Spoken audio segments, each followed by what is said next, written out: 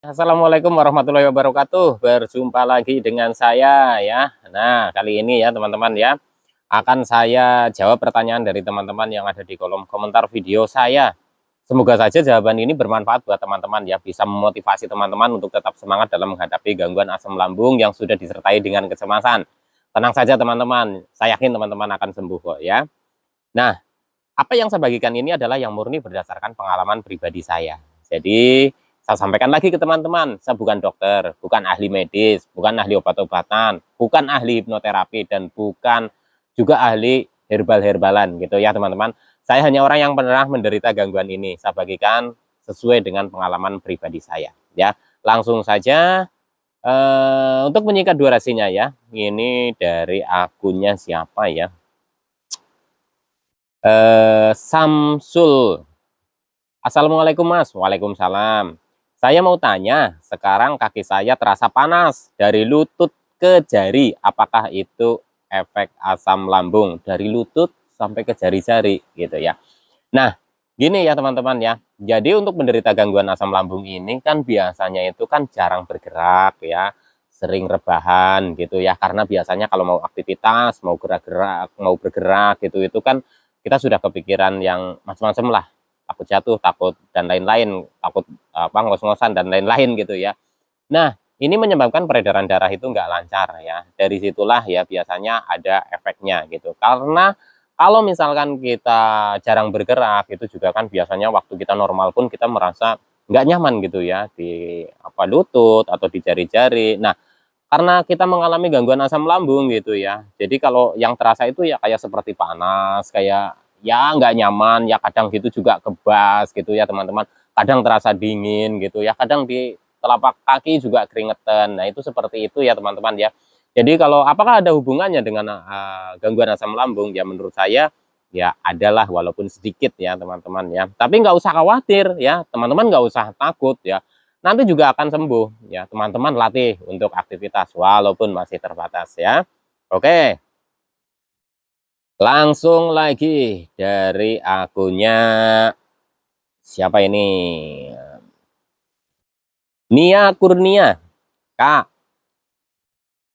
aku sering kebas kaki tangan dan mulai dingin, keringat dingin. Belajar keluar terus rasanya kayak nggak kuat, takut. Terus dadaku terasa berdeser-deser, maksudnya berdebar-debar yang makser-ser gitu ya mungkin ya. Nggak enak, bantu jawab Kak. Oke ya teman-teman ya, akan saya jawab. Begini ya teman-teman ya. Jadi saya sampaikan lagi nih, penderita gangguan asam lambung ya, masalah keringat dingin ya, terus kebas di kaki, kadang di pipi, kadang di leher, itu penderita gangguan asam lambung yang disertai dengan kecemasan itu sudah umum. Banyak yang mengalami hal seperti ini ya teman-teman ya, nggak usah takut ya, saya pun dulu juga sama seperti itu, sama teman-teman ya, sering, dan saya itu sudah menduga-duga yang enggak ya, jangan-jangan ini tanda-tanda ini, tanda-tanda itu nggak apa-apa ya. Kembali lagi ya, karena pencernaan kita kan belum normal, ditambah lagi kita itu cemas ya, jadinya berefek ke tubuh kita ya teman-teman ya. Jadi teman-teman tetap aktivitas, latih tetap aktivitas dan jaga pola makannya ya, jangan begadang, istirahat yang teratur, dan ya hadapi gangguan ini ya dengan sabar dan ikhlas ya. Kurangi beban pikiran, coba berlatih untuk rileks. Insya Allah nanti juga akan ada perbaikan ya teman-teman ya.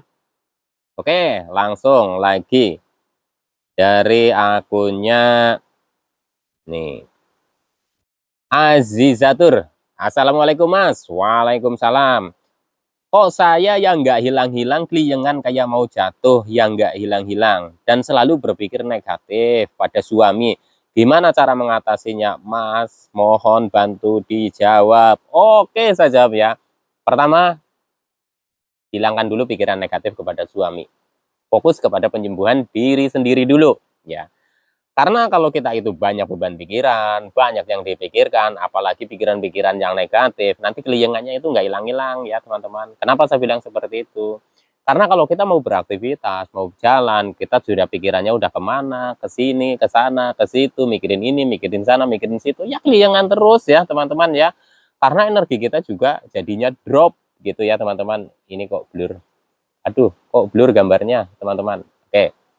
aduh blur lagi ya. Jadi teman-teman usahakan ya untuk apa namanya ya, hilangkan dulu pikiran negatifnya ya. Nanti teman-teman fokus kepada penyembuhan, insya Allah nanti juga akan ada perbaikan ya teman-teman ya. Gak usah takut ya teman-teman ya. Yang pertama adalah teman-teman kurangi pikiran negatif-negatif kepada orang lain ya, apalagi kepada keluarga diri kita. Kita fokus saja kepada pemulihan. Maaf teman-teman nih, ini kenapa ya kok blur begini ya? Oke, coba saya agak geser dikit dulu. Nah, begini mungkin atau begini masih blur. Oh, mungkin ini karena backlight apa ya? Nggak tahu ini. Oke lah, yang penting audionya ya teman-teman ya. Oke nih, lanjut lagi ya. Akunnya nemu berita. Oke, perut saya begah dan kembung, jadi timbulnya cegukan tidak sembuh-sembuh, jadi kurang nyaman. Nah, perut kembung, begah, jaga di pola makannya. Insya Allah nanti juga akan membaik ya teman-teman ya. Lanjut lagi dari akunnya Hobiku Manicing. Apakah penderita asam lambung pernah mengalami perut perih perut secara terus-menerus berhari-hari? Ya kadang memang seperti itu ya teman-teman. Tapi kalau sudah disertai perih, biasanya itu ya karena ada radangnya ya. Tapi nggak apa-apa teman-teman ya, nggak bahaya. Nanti juga kalau teman-teman juga jaga pola makannya ya, hindari makanan-makanan yang memicu asam lambung ya. Terpenting lagi teman-teman itu konsultasikan dengan dokter, periksa ke dokter ya, nanti dibantu oleh dokter, ikutin arahannya, nanti juga cepat ini ya teman-teman ya, cepat hilangnya gitu ya perih ini. Saya masih nggak nyaman dengan kameranya jadi blur begini, jangan-jangan ada apa ini, jangan-jangan ya di pinggir kali ya, aduh nggak apa-apa teman-teman ya. Oke lah, lanjut lagi aja terus lah, audionya saja yang penting jelas ya, semoga saja ya teman-teman. Gelap nggak apa-apa ya teman-teman ya. Ntar ini akunnya Norsen 967. Mas, selama Mas takut mendengar berita duka, apa yang paling mengerikan? Tolong cerita lagi, maksudnya pengalaman yang susah dilupakan, yang betul-betul menakutkan ya. Oke teman-teman ya, pengalaman yang paling menakutkan ya takut mati ya teman-teman. Merasa masih muda ya, anak masih kecil ya, terus nanti bagaimana nih keluarga saya, bagaimana nasib mereka ke depannya, bagaimana masa depan mereka ya. Jadi ketakutan yang terbesar itu adalah takut mati gitu ya. Padahal kalau kita terjebak di ketakutan itu ya, kita memikirkan yang namanya takut mati, nanti kita nggak sembuh-sembuh ya. Kita serahkan saja kepada Tuhan kita bahwa semua itu sudah diatur, jadi kita tinggal menjalaninya saja. Dan sekarang yang sedang kita hadapi ya kan gangguan asam lambung, kita jalani saja, kita apa namanya berproses ya teman-teman ya, kita perbaiki dari 3P-nya dulu ya teman-teman ya. Insya Allah nanti juga akan membaik. Pokoknya tahap demi tahap ya. Masalah ketakutan-ketakutan pokoknya ya, dulu itu di musim pandemi kan setiap hari ada kabar duka. Setiap hari ambulan lewat ngangingung. Nah, itu kalau udah ada kayak gitu ya teman-teman, ya itu serasa apa namanya, wah jangan-jangan nanti saya, jangan-jangan nanti saya. Nah, itu seperti itu terus. Setiap hari dihantui ketakutan-ketakutan itu hingga gangguan cemasnya itu semakin meningkat ya teman-teman, semakin meningkat, sensasi semakin bertambah banyak. Wah, nggak karu-karuan ya.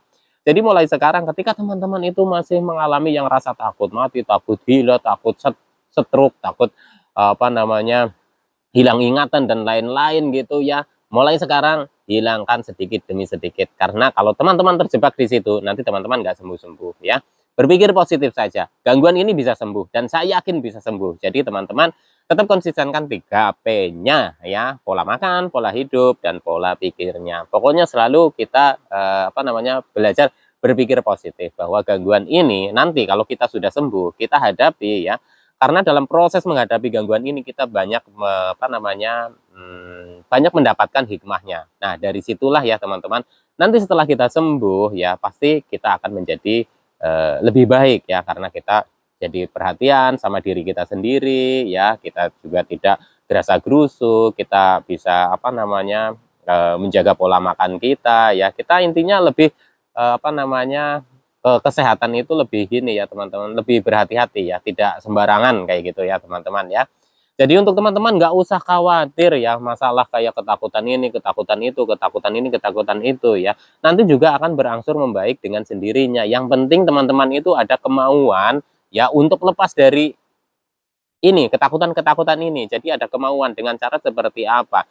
Dengan cara teman-teman itu meyakinkan kepada diri teman-teman ya bahwa ketika teman-teman mengalami apa namanya muncul sensasi wah takut ini jangan-jangan penyakit berat, jangan-jangan ini tanda-tanda itu, teman-teman langsung berpikirnya begini, wah ini pikiran aja yang sedang mengganggu diri saya gitu. Saya harus bisa lawan ini, saya harus bisa tangkis ini gitu ya.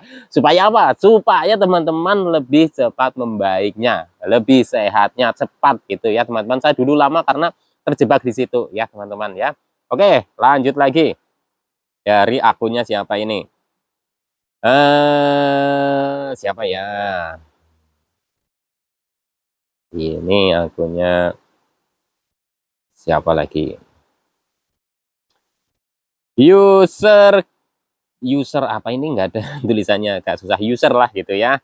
Kalau aku kumat aslamku, kepala sakit, muntah-muntah dan mata bengkak buram. Ya macam-macam ya, masing-masing orang bisa berbeda-beda saat kumat. Ada yang muntah, ada yang apa namanya perutnya panas begah, ada yang pusing, ada yang keliengan, ada yang langsung lemes, ada yang langsung keringat dingin. Itu masing-masing orang itu berbeda. Namanya kumat itu atau apa lagi ya cara bahasanya ini ya lagi ngedrop gitu ya, lagi kambuh ya. Memang seperti itu kebanyakan ya teman-teman. Dulu saya juga di masa penyembuhan ya sudah merasa enak ya, 2 minggu, 3 minggu ya hampir 1 bulan itu saya sudah merasa enak, terus kayak kumat lagi gitu. Cuma memang ya seperti itu ya, masing-masing orang berbeda.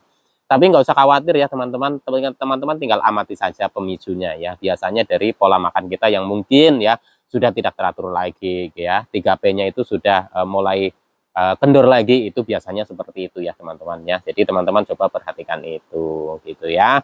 Oke, sekian dulu nih. Saya nggak nyaman nih karena ini teman-teman ya. Ini kok ngeblur begini ya. Jadi saya mau setting-setting dulu kameranya ya karena HP saya ini HP-nya sudah jadul dan saya tidak ada wifi di kampung, jadi nggak bisa upload ya teman-teman ya. Tapi insya Allah akan tetap saya bagikan video-video saya untuk memotivasi teman-teman untuk tetap semangat dalam menghadapi gangguan ini. Karena gangguan ini bisa sembuh. Saya yakin teman-teman juga bisa sembuh, oke? Sekian dulu, nanti disambung lagi ya. Salam sehat jasmani dan rohani. Wassalamualaikum warahmatullahi wabarakatuh.